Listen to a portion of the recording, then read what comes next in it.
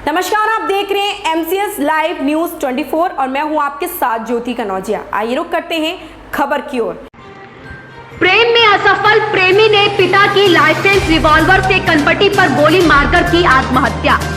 प्रेमिका ने दिया धोखा तो प्रेमी ने खत्म कर लिया जीवन लीला। खुदकुशी करने के पहले प्रेमी युवक ने सोशल मीडिया के माध्यम से फेसबुक पर प्रेमिका द्वारा ब्लैकमेल करने का लगाया गंभीर आरोप। ऑटो पार्ट कारोबारी के बेटे का अर्जानीपुर स्थित गोदाम पर मिला शव। परशुरामपुर पुलिस घटना स्थल पर पहुंची। पुलिस ने शव को कब्जे में लेकर पीएम के लिए भेजा। मौके पर पहुंचे क्षेत्राधिकारी हरैया ने घटनास्थल का लिया जायजा। रघुनंदन सैनी की रिपोर्ट। मैं आज जो भी कर रहा हूँ अपनी मर्जी से कुछ नहीं कर रहा हूँ। इसमें मेरे घर वालों की, मेरे दोस्तों की कोई गलती नहीं है। इसमें सिर्फ उस लड़की की गलती है और उस लड़के की गलती है। ये दोनों मुझे मिलकर मारना चाहते हैं। एक मुस्लिम लड़की है जिसका नाम फातिमा बेगम है।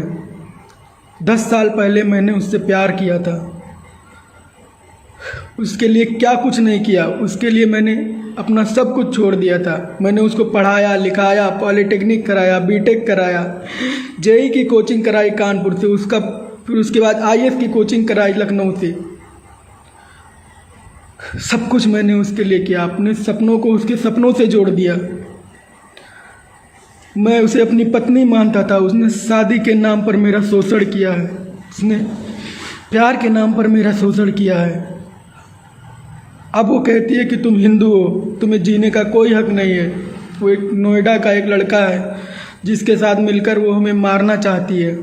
उसने 20 तारीख लास्ट डेट दिया था। अगर आज मैं नहीं मरा तो कल वो मुझे मार देंगे। इसलिए मैं उनके हाथों नहीं मरना चाहता हूँ। मैं आज खुद मर रहा हूँ। ये एक सुसाइड नहीं है, एक मर्डर है। मर्डर।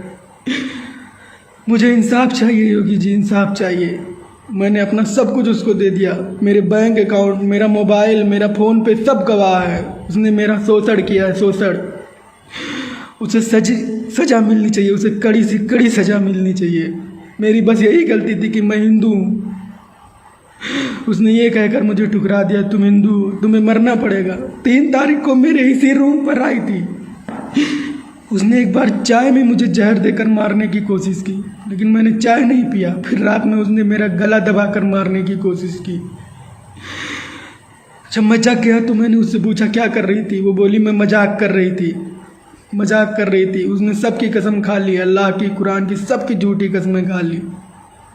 नहीं जी नहीं होगी जी। मैं 20 दिन से उसके सामने रो रो कर गिड़ा कर मेरे आंखों से आंसू सूख गए। मैंने बहुत माफ़ी मांगी, मुझे माफ़ कर दो।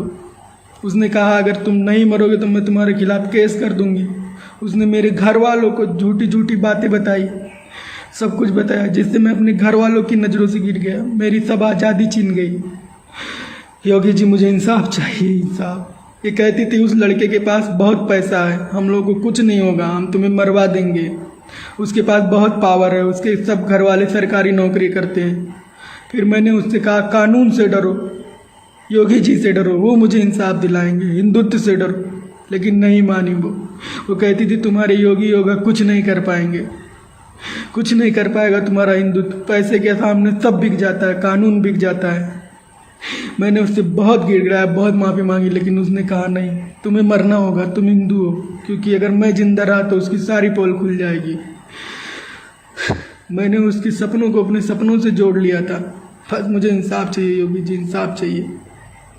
रो रो कर मेरी आंखों से आंसू सूख गए। 20 दिन से वो दूसरे लड़के से बात करती थी, रात दिन उससे बात करती थी।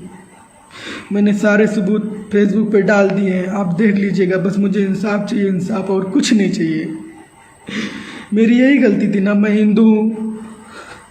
ठीक है योगी जी, मैं जानता हूँ ये लोग मेरे घर वालों को डरा कर धमका कर किसी तरह से सुलह कर लेंगे, लेकिन नहीं, मुझे इंसाफ चाहिए। मैं चाहता हूँ मेरा केस आप लड़ें योगी जी, RSS लड़े, हर हिंदू समाज लड़े, हर हिंदू लड़े। बस मुझे और कुछ नहीं चाहिए, मुझे इंसाफ चाहिए। इस लड़की को इतनी कड़ी सज़ा मिलनी चाहिए कि ताकि फिर कोई मुस्लिम लड़की किसी हिंदू को सजाए मौत न दे दे, किसी हिंदू लड़के की ज़िंदगी न बर्बाद कर दे।